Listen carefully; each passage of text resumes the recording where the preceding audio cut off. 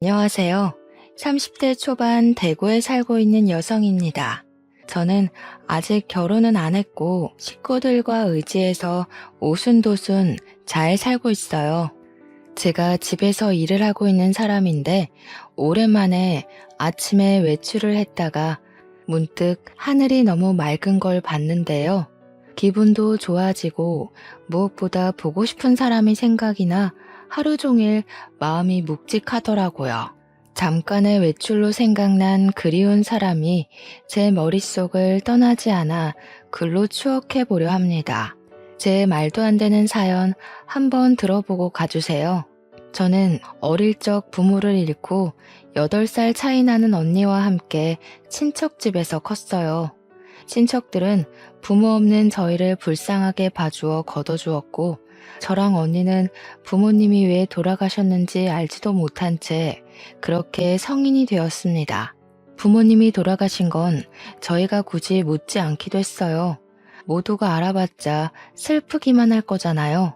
그렇게 친부모님은 우리 기억에서 거의 잊혔고, 저희가 효도를 해야 할 분들은 우리를 자식처럼 키워주신 이모와 이모부였습니다.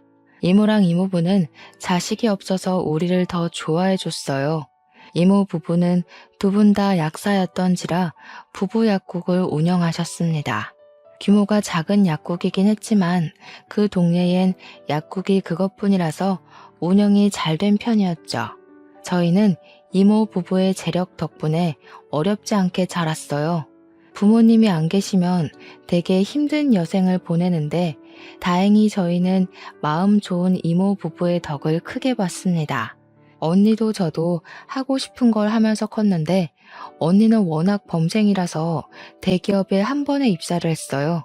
언니는 대학을 졸업하자마자 돈 잘 버는 직장인이 되었습니다. 그런 언니는 제게 롤모델이나 다름없는 존재였지만 따라가기엔 제 의지가 한참 모자랐어요. 저는 하고 싶은 게 없어서 그저 사는 대로 대학을 졸업했고 집에서 쉬다가 평범한 회사원이 될 뿐이었습니다. 하지만 제게는 저만의 신념이 있었어요. 직장이 중요한 게 아니라 직장에서 번 돈으로 내 취미 생활을 하는 것에 더 중점 두고 싶었기에 크게 직업엔 관심 없는 편이었죠. 사실 언니도 돈 버는 것에 목적이 있어서 대기업을 목표로 들어간 겁니다. 언니가 되고 싶었던 건 돈을 많이 버는 사람이 되는 거였거든요. 그러니 어쩌면 우리 자매는 꿈보단 각자의 현실을 쫓는 사람이었다고 보는 게 맞을 듯 하네요. 언니 얘기를 더 해보자면 언니는 공부쟁이에다가 자기가 원하는 목표면 반드시 도달하려 피땀 흘리는 노력파였어요. 그래서 저는 솔직히 언니가 결혼 안 하고 자기 투자에만 욕심내며 살 줄 알았습니다. 저희는 각자 직장으로 통근을 하고 있었는데 정말 평소와 다름없던 어느 날 언니가 결혼을 하겠다고 발표를 하더라고요. 그날 저 진짜 많이 놀랐습니다. 학교 다니면서 한 번도 언니가 연애하는 걸 본 적이 없었는데 어느 사이에 남자친구를 만들어서 그렇게 깊은 사이까지 갔는지 좀 많이 신기했어요. 공부 괴물인 줄만 알았는데 언니도 사랑에 움직이는 사람이구나 싶어 인간미도 느꼈죠. 이모랑 이모부도 마찬가지였습니다. 사람답게 사는 저와 달리 항상 제 할 일 아니면 잘 웃지도 않던 언니가 결혼을 한다니 아주 관심 있게 눈을 빛내셨어요. 언니한테 조심스럽게 형부될 사람에 대해서 질문을 했죠. 사업하는 사람이야. 친구 소개로 만났어. 만난 지는 3년 됐고 그동안 말 못했던 건 관계가 확실해지면 알리고 싶어서 굳이 말할 필요를 못 느꼈던 거야. 사업을 하는 친구라고? 그렇구나. 근데 사업하는 사람은 좀 불안정하지 않을까? 같은 직장 다니는 동료에는 괜찮은 사람이 없었어? 이모 부부는 형부가 사업하는 남자라는 소리에 살짝 실망하는 기색을 보였습니다. 어른이고 부모라면 사업이란 게 안정적이지 않으니 걱정을 할 수도 있는 부분이었죠. 이모는 제법 더 조심스럽게 언니에게 걱정을 했지만 언니는 형부의 능력을 이미 만나는 기간 동안 확인을 해왔고 충분히 인정한다면서 확고한 마음을 내비쳤어요. 그래서 저희 식구는 더 이상 별다른 말을 못했죠. 언니는 워낙 똑부러지고 혼자서 잘하고 잘 사는 사람이기 때문에 결혼도 잘할 거라 우리 식구들은 그렇게 생각했습니다. 언니의 안목까지 믿었던 거죠. 그러나 똑부러진 언니도 실수를 할 수 있는 사람이라는 걸 이번 경험을 통해 알았어요. 아직도 그날의 언니만 생각하면 마음이 찡하게 울립니다. 저희 식구 앞에서 처음으로 환하게 웃으며 행복하게 집을 떠났던 언니는 결혼 생활을 시작한 지 불과 2년 만에 싸늘한 주검이 되어 우리 곁으로 돌아왔어요. 영안실에서 언니를 마지막으로 본 그때의 모습이 또 한 번 제 뇌리를 지나가네요. 당시 형부한테서 언니가 스스로 극단적인 선택을 했다는 소식만 전달받고는 아무런 앞뒤 상황 전혀 모른 채 장례식장으로 달려갔었습니다. 심장이 너무 빨리 뛰었고 장례식 입구를 보자마자 눈물이 터져 나왔어요. 이미 장례식 문턱을 넘어가면서도 저는 사실이 아니길 바랐습니다. 하지만 믿을 수 없게도 형부가 기다리고 있는 빈소에는 언니의 영정사진이 세워져 있었어요. 너무 놀란 저는 발걸음을 뗄 수가 없었습니다. 이미 울면서 뛰어오느라 눈이 다 부었는데 그 자리에서 또 한 번 눈물을 터뜨리며 입을 틀어 막았었네요. 오랜만에 보는 언니 얼굴을 이렇게 영정사진으로 마주하게 될 줄은 몰랐습니다. 이모는 언니를 보자마자 주저앉아 오열을 했어요. 이모부도 넋놓고 눈물을 보이면서 이모를 부축했습니다. 이모가 언니 사진 앞에서 언니 이름을 부르짖으며 바닥을 길 때 그 옆에서 사돈 식구들은 아무 말도 하지 못하고 그저 침묵만 유지하고 있었어요. 그때 비통하게 통곡을 하던 이모는 눈물이 곧 분노가 되어 이모부를 뿌리치고 자리에서 일어났어요. 다짜고짜 형부에게 달려들어 멱살을 잡았습니다. 이게 뭐야? 자네가 말해보게. 우리 혜인이가 왜 이렇게 된 거야? 내 딸 평생 행복하게 해준다고 하지 않았어? 대체 왜 우리 혜인이가 저기 있는 거냐고? 죄송합니다. 평소에 직장일 때문에 스트레스가 많았는데 제가 못 살폈어요. 정말 죄송합니다. 죄송하다는 말밖엔 드릴 말씀이 없네요. 우리 애가 자네를 얼마나 믿었는데, 잘 웃지도 않던 애가 결혼한다고 얼마나 행복해했는데 왜 우리 애가 저렇게 될 동안 아무것도 못했어, 왜? 언니가 말을 안 해서 저희 식구는 전혀 모르고 있었습니다. 형부 말에 따르면 언니가 결혼 생활과 직장 생활의 병행을 잘 적응 못해서 크게 힘들어했다고 하는데 상상도 못했어요. 언니는 펜으로 허벅지를 찔러가며 밤새 수능 공부를 할 때도 대기업 합격을 위해 대학과 학원을 병행하고 인터넷 강의까지 들으며 시간을 보냈을 때도 힘든 기색 하나 없었던 사람이에요. 쉬엄쉬엄 하라는 이모 말에도 체력이 남아 돈다며 오히려 이모랑 이모부의 걱정을 안심시켜주던 언니였습니다. 그런데 직장 다니면서 결혼 생활에 적응을 못해 극단적인 선택을 했다뇨. 그럼 직장이 힘들었다는 걸까요? 결혼 생활이 힘들었다는 걸까요? 강철 언니를 무너뜨리려면 어떤 영역이 얼마나 힘든 강도였다는 걸까요? 언니는 형부와 지내는 동안 시름시름 앓으며 간간히 안색이 안 좋은 게 보였는데 형부가 물어도 괜찮다고만 해서 형부도 그러려니 넘겼다고 했어요. 그러다 언니가 극단적 선택을 한 당일 주말 아침에 형부가 한 번 더 언니 안색을 걱정했고 병원 가자고 권유도 했다고 했습니다. 그때 언니는 그냥 아침 공기 좀 쐬고 오겠다고 집을 나갔을 뿐이고 그 이후 저녁까지 들어오지 않았다네요. 형부가 걱정이 돼서 뒤늦게 연락을 했지만 언니 폰이 집에 있다는 것도 그때쯤에 알았다고 했어요. 그래서 경찰에 신고를 했던 거고 언니가 주검이 되어 돌아왔다고 했습니다. 언니에게 그런 고충이 있는 줄도 모르고 그저 언니가 괜찮다고 하면 진짜 괜찮은 줄 알고 넘겼던 지난 과거까지 후회가 되었어요. 언니를 존경하기만 했지 단 한 번도 언니에게 위로를 줘야겠다는 생각은 못 해봤습니다.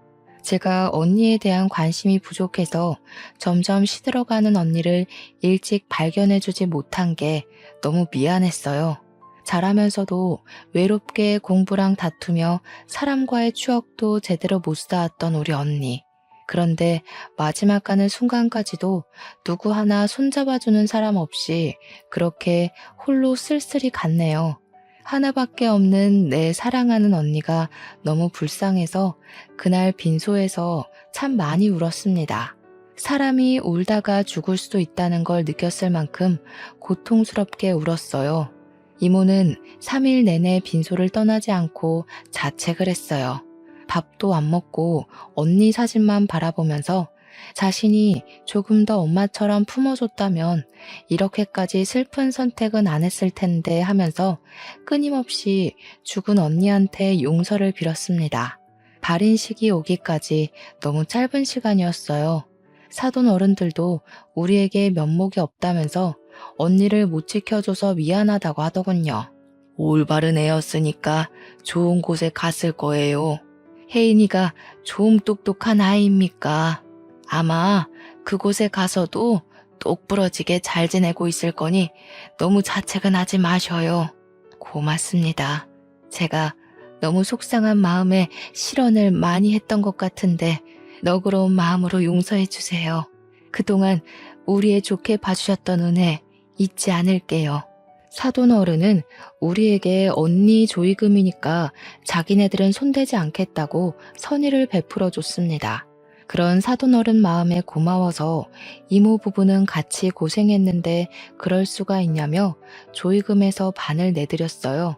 그리고 사돈 댁과는 그렇게 연이 끊어질 줄 알았어요. 기회가 되면 웃는 얼굴로 다시 만나 밥 한 끼 정도 하자고만 하고 서로의 건강을 기원하며 작별 인사를 했습니다. 근데 언니가 죽고 일주일도 안 돼서 저희는 조금 당황스러운 사실을 직면하게 되었어요. 전혀 몰랐는데 언니 밑으로 빚이 수억이나 딸려 있다는 걸 알았습니다. 이모 부부도 너무 놀라서 이게 정말 언니 앞에 있는 빚이 맞는지 몇 번이나 확인을 했어요. 여보, 우리 혜인이가 이럴 애가 아닌데 어떻게 된 거지? 이렇게 무턱대고 돈을 빚낼 애가 아닌데 무슨 일 있었던 거 아닐까? 이상하긴 하다. 우리가 주는 용돈도 교재 사는 거 아니면 손도 안 대던 앤데 박서방은 뭐 아는 게 있으려나? 많이 이상했습니다. 이모 말대로 언니는 절대 빚을 낼 사람이 아니에요. 근데 대체 뭐가 아쉬워서 이렇게나 큰 돈을 빚냈던 걸까? 형부도 사업을 하고 있었고 언니도 대기업 팀장으로 승진해 돈도 더 많이 벌고 있었는데 말이죠.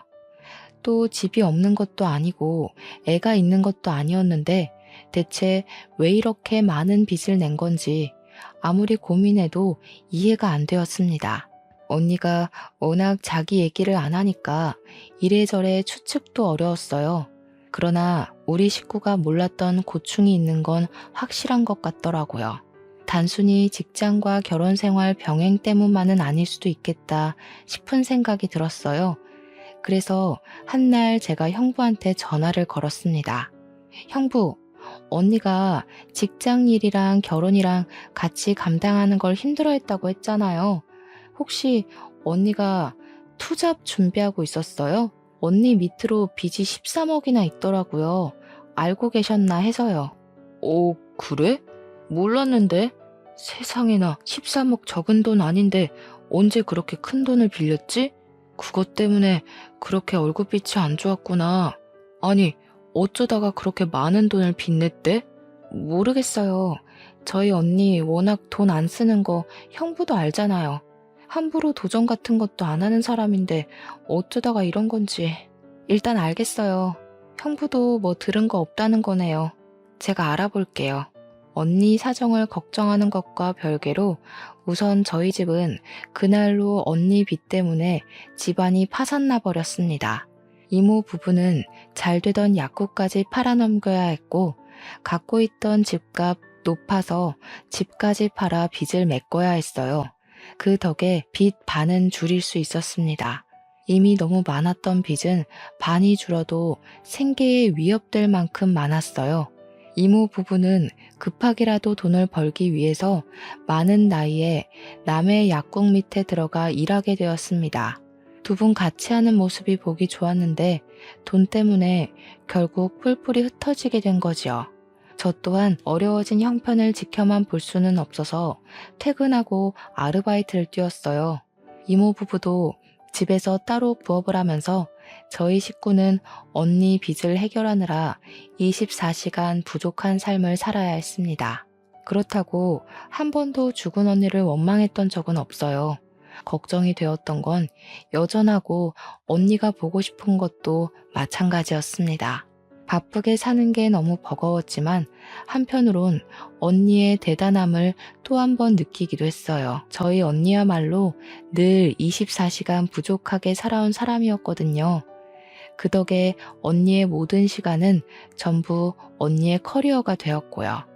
한 번씩 제가 별것 아닌 일로 힘들 때마다 언니가 제게 위로의 말 대신 줬던 사탕이 있었는데 언니는 저를 나이가 먹어도 어린 동생이라고 생각하는 것 같았어요.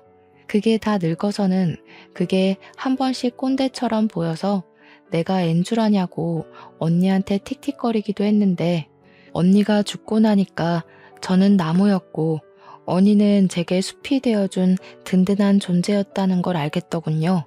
언니가 그렇게 떠나고 난 후 언니가 보고 싶어서 못 견딜 것 같아 언니 물건은 일체 건드리질 않았었는데요. 작은 집으로 이사를 오면서 포장해왔던 언니 물건이 제 방에 있었거든요. 차마 박스를 다시 열어보진 못하고 있었는데 그날은 한번 생각난 김에 열어봤어요. 언니가 제게 하나씩 줬던 사탕도 함에 들어있더군요. 그렇게 언니가 남겨두고 간 유품을 묵묵히 살펴보던 중 갑자기 생각난 게 있었어요. 언니 유품이 우리 집에만 있는 게 아니라 신혼집에도 있다는 것이 떠올랐습니다. 혹시 정리라도 해버렸을까봐 급히 형부한테 연락을 넣었는데 형부가 전화를 안 받더라고요. 그래서 그냥 바로 집을 찾아갔어요. 다행히 형부는 이사를 안 간 것 같았습니다. 제가 아파트로 들어가기 전 형부를 봤거든요. 형부는 벤치 흡연구역에 앉아서 흡연 중이었습니다. 근무 시간인 줄 알았는데 그날은 쉬는 날이었는지 대낮에 형부가 운동복 바람으로 앉아있더라고요. 근데 왜 제 전화를 안 받았는지는 모르겠네요. 일단 저는 다가가서 형부를 부르려고 했어요. 가까이 가니까 형부가 누구랑 통화를 하고 있길래 걸음소리를 줄였습니다. 이번에는 실패 안 해. 그렇게 불안하면 엄마가 또 여자 하나 소개해 주던가. 이번이 마지막이니까 한 5, 6억만 있으면 될 것 같은데. 엄마가 한번 찾아볼게. 요즘 사별하고 재혼하는 사람도 많더라. 순진한 애들로 알아봐 주긴 할 건데 그렇다고 마음 가볍게 먹지 마. 남의 등 처먹는 게 어디 쉬운 일인 줄 아니? 지금 봐라. 괜히 애가 죽어버려선 우리 다 좌불안석이었잖아. 내가 진짜 그땐 숨 막혀 죽는 줄 알았다. 다음 여자는 안 죽게 할게. 한 번 당했으니까 두 번 실수는 안 하지. 근데 좀 많이 멍청한 애로 부탁해. 여자가 똑똑하니까 너무 피곤하더라. 알았어. 근데 엄마가 시킨 건 했어? 혜인이 신분증이랑 도장 불태우라고 했잖아. 갖고 있으면 발목 잡혀. 마땅한 장소 못 찾겠으면 엄마한테 말해라. 어디 절에 가서 태워버리게. 듣고 저는 꼼짝도 못했습니다. 대체 이게 무슨 소리일까 생각 많이 했어요. 하지만 도통 제 상식으론 당장 결론 내릴 수 있을 만한 발언들이 아니었습니다. 저는 결국 형부에게 달려들려다 말고 급히 숨어버렸어요. 그렇게 통화는 그냥 그대로 끝이 났는데 제가 나무 뒤에 숨는 바람에 형부가 혼잣말로 중얼거리는 것까지 듣고 말았는데요. 아, 겁나 똑똑한 년. 나 난감하게 만들려고 머리 많이 썼네. 아니지, 멍청한 건가? 지네 가족 거짓골로 할 것까진 생각 못한 거 보면 형부는 혼자 낄낄대더니 담배를 끄고 다시 집으로 올라갔습니다. 이전에도 언니 죽음에 뭔가 의문이 있다고 생각은 했으나 알아내지 못했었어요. 그런데 형부 통화를 듣고 나서 그 부분에 대해 100% 확신이 들더군요. 왠지 그런 형부 모습을 동영상으로 찍길 잘했다는 생각을 하면서 저는 언니 유품 정리는 일단 뒤로 하고 그대로 집으로 돌아왔어요. 그렇게 방구석에 박혀 있는데 내내 형부랑 안싸돈의 목소리가 제 기분을 찝찝하게 만들었습니다. 저는 결국 다시 언니 유품을 핑계로 형부 집을 찾았어요. 다시 찾은 그 집은 이전과는 다른 용기를 갖고 가야 했습니다. 초인종을 누르기까지 너무 두려웠어요. 그 통화만으로는 우리 언니가 죽은 게 형부랑 관련이 있는 것 같은데 확실한 사실은 잘 모르지만 형부란 존재가 그때부터 좀 공포로 느껴지더라고요. 최대한 표정 관리하고 초인종을 눌렀더니 평소 제게 친절했던 형부가 나왔습니다. 이렇게 저를 반갑게 맞이해주던 형부가 언니에게 무서운 짓을 한 사람이라고 하기엔 너무 매칭이 안 되었어요. 저는 형부에게 미리 언니 유품 때문에 들릴 거라고 얘기를 했었기 때문에 별다른 설명은 붙이지 않고 들어섰습니다. 형부, 요즘 식사는 잘해요? 그래도 와이프가 그렇게 됐는데 입맛 없을 거잖아요. 저희 집도 아직 언니 생각 때문에 계속 마음이 안 좋거든요. 그렇지 아무래도. 내가 처제 언니 많이 좋아했던 거 알잖아. 아참, 나 일 있다. 밥 한 끼 같이 하면 좋은데 미안해. 챙길 거 잘 챙겨가고 다음에 또 보자. 형부는 뭐 책 잡힐 것 같기라도 했는지 갑자기 일이 있다는 핑계를 댔습니다.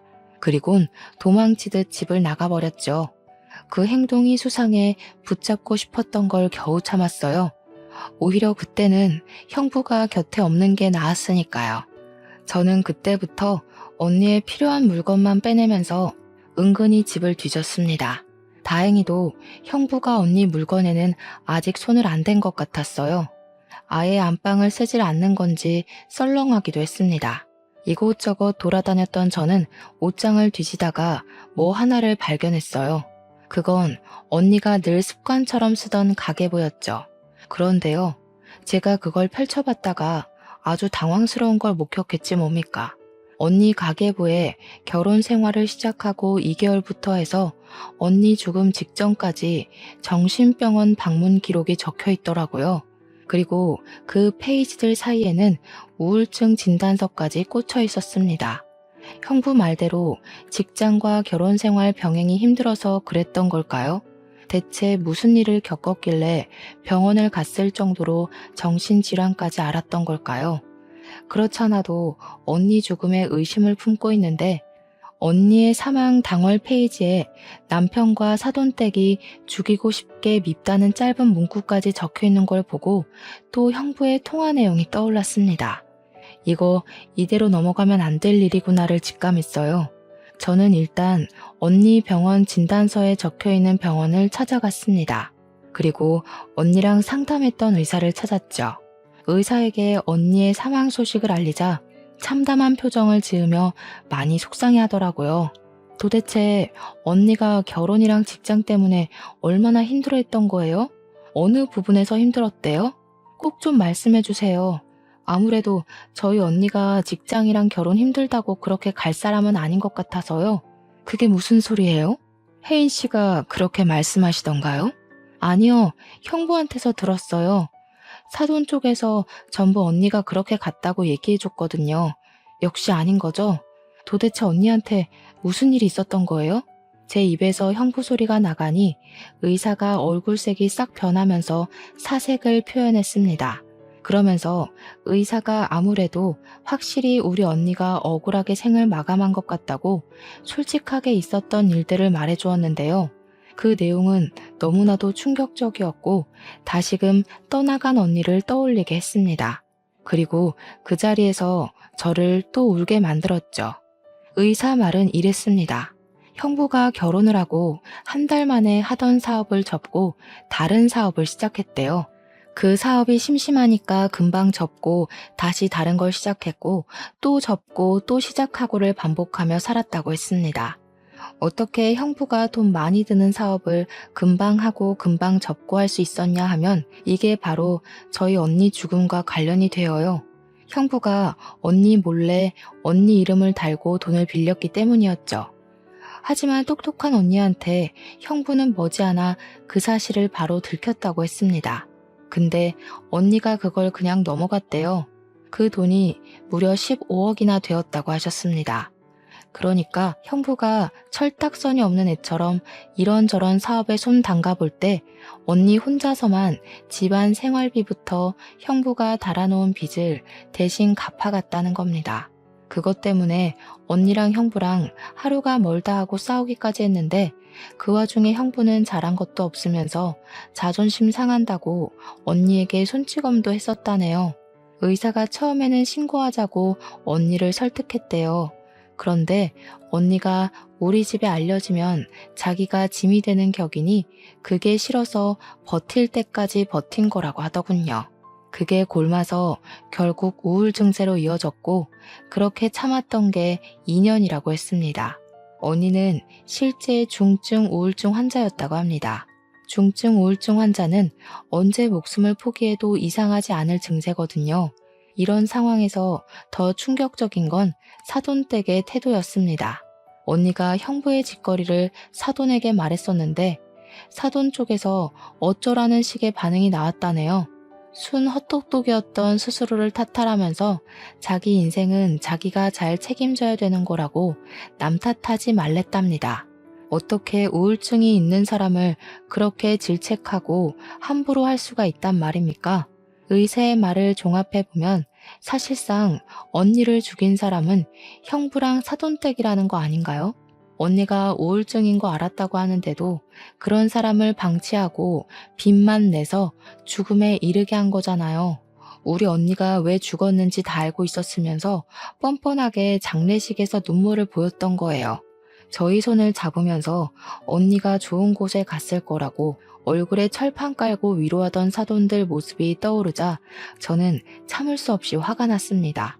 모든 걸 알고 주체할 수 없을 만큼 화가 난 저는 이대로 둘 수 없어 당장 법조인을 찾아갔어요.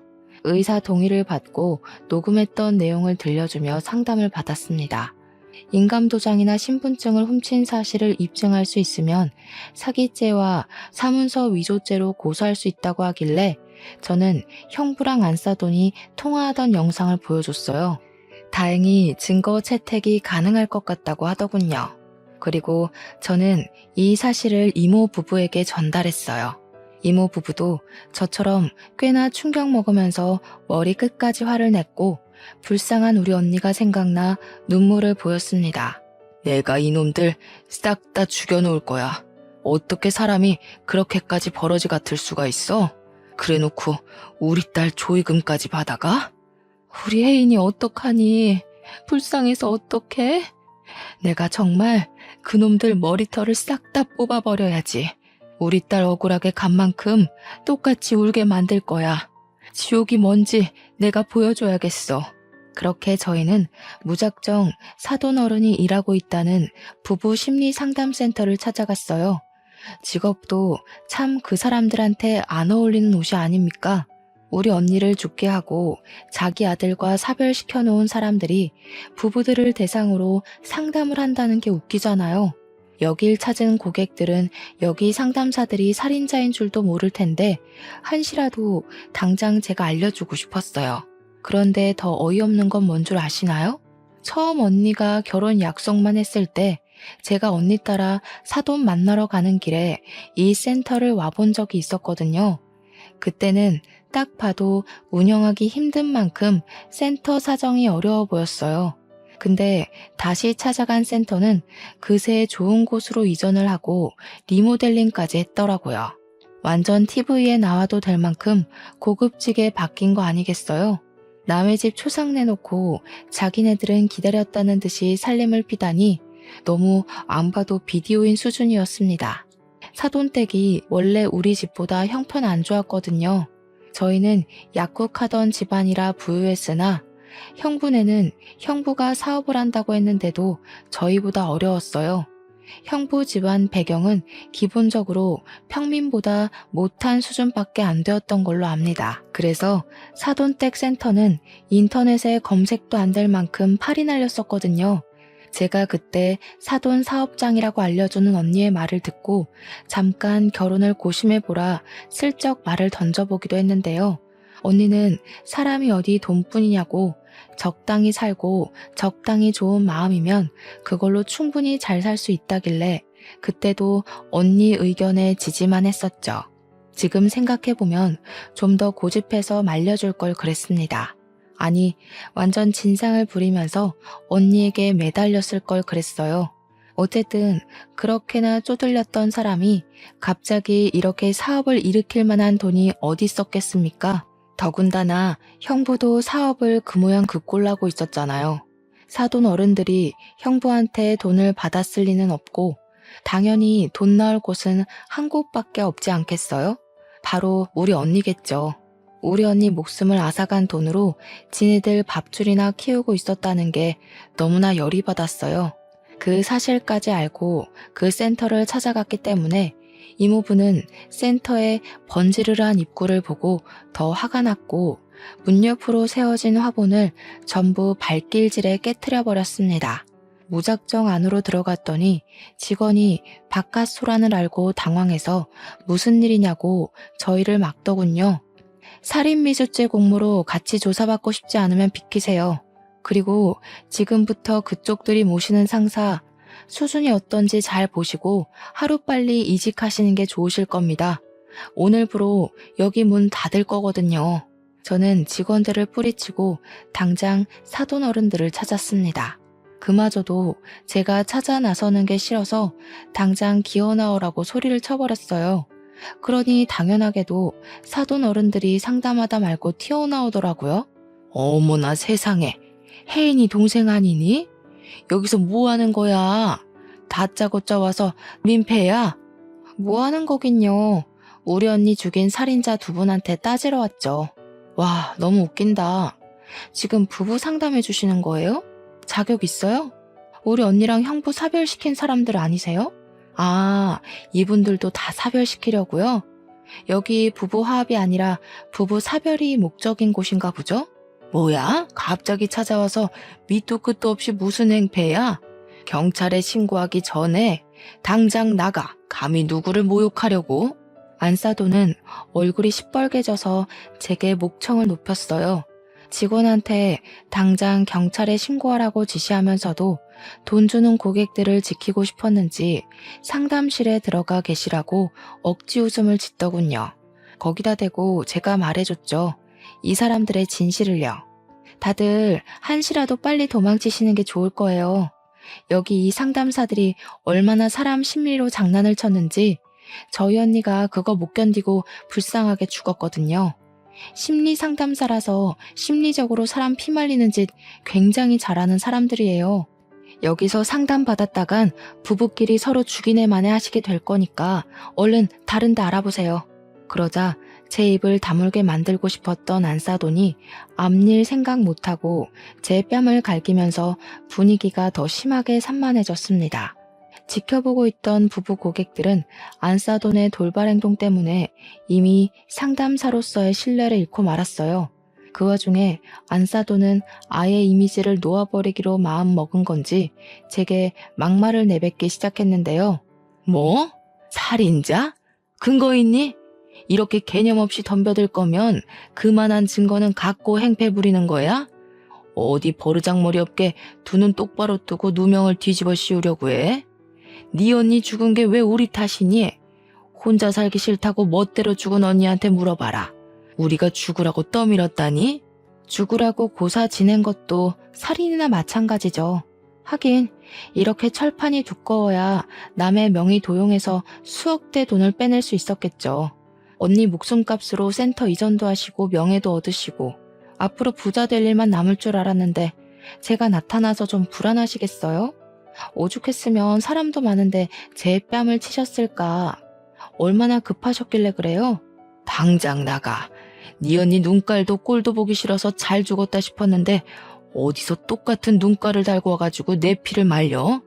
내 센터에서 나가라고. 안사돈의 대사는 저보단 듣는 고객들에게 더 충격을 주었던 것 같습니다. 자기 분에 못 이겨서 스스로 성질을 드러내는 꼴이라니 이렇게 나와주면 제 입장에선 고마웠죠. 그 옆에서 박가사도는 급히 고객들을 진정시키며 자기들이 억울한 입장이라고 얘기를 했어요. 그러면서 나중에 홈페이지에다 상세 사과문 올릴 테니 집으로 돌아가달라 부탁하고 있었습니다. 그러자 이모부는 역 같은 소리 제발 좀 그만하라고 바로 박가사돈 멱살을 잡았어요. 감히 남의 집 귀한 딸 데려가선 시체로 돌려줘? 당신들이 그러고도 사람이야? 어떻게 사람을 죽여놓고 시치미를 뗄 수가 있어? 대체 우리가 뭘 했다고 이래요? 진짜 딸도 아니면서 오버하시네. 그 애가 왜 우리 때문에 죽어요? 쟤 혼자 나가서 죽은 거지. 말은 똑바로 해요. 사람들이 오해하잖아요. 선을 넘은 박가사돈 말에 이모부는 결국 참지 못하고 주먹을 날렸습니다. 그걸 안사돈이 나서서 말리려고 하길래 이모랑 제가 안사돈을 붙잡았어요. 이모는 안사돈이 언니까지 죽게 한 걸로 모자라 제게도 손을 댄 것에 화가 나서 안사돈 머리채를 잡고 바닥에 넘어뜨렸어요. 당신들이 내 딸 앞으로 빚내고 죽음까지 몰았잖아. 당신들 먹고 살 궁리하느라 내 딸이 죽어가는데도 방치했잖아. 근데도 뭐가 잘못됐는지 몰라? 우리 애가 당신들 입으로 자백한 녹음 다 가지고 있는데? 그 자리에서 저는 바로 녹음을 틀어주었습니다. 그랬더니 사돈도 놀랐지만 누구보다 충격받은 부부 고객들 놀라서 당장 환불 요청하기 시작했어요. 그러면서 고객들은 사돈 어른들한테 쌍욕을 했고 그렇게 살지 말라며 경고를 때린 뒤 센터를 나갔습니다. 밖에서 센터 건물을 사진으로 대량 찍는 것 같던데 아무래도 SNS에 후기를 올리려고 하는 것 같았어요. 그때 정말 타이밍 기가 막히게도 룰루랄라 놀러온 형부가 센터를 들렀다가 내부 상황을 보고 당황하더군요. 저랑 저희 식구들을 보면서 순간 찔리는 게 있는지 바로 도주를 했습니다. 저 사람이 우리 언니한테 가장 큰 가해자였을 텐데 이대로 놓칠 수가 있나요?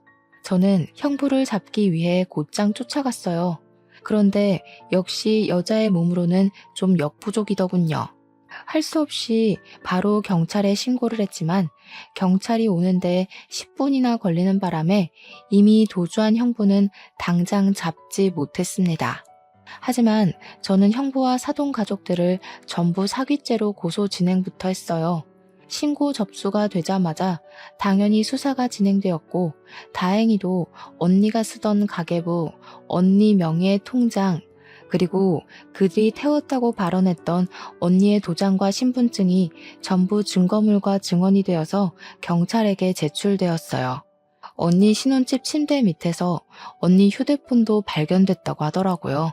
거기에는 언니랑 사돈댁과 형부랑 통화하면서 다퉜던 내용이랑 빚 가지고 신랑이 벌이는 정황들까지 전부 녹취록으로 남아 있었습니다.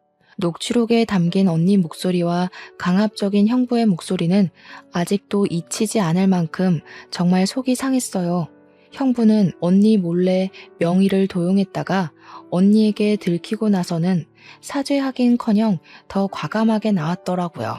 언니가 자신보다 체격이 작은 걸 이용해 대출을 강요했고 협박까지 했다는 걸 그 녹취록을 통해 알 수 있었습니다.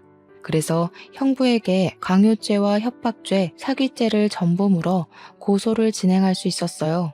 더불어서 우리 언니가 거절하지 못하도록 시댁에서 단체로 매출을 강요했다는 사실까지 밝혀졌는데 그 대출받은 재산을 전부 시댁을 위해 사용했다는 점에서 특수 협박죄로 형사처분도 가능했습니다.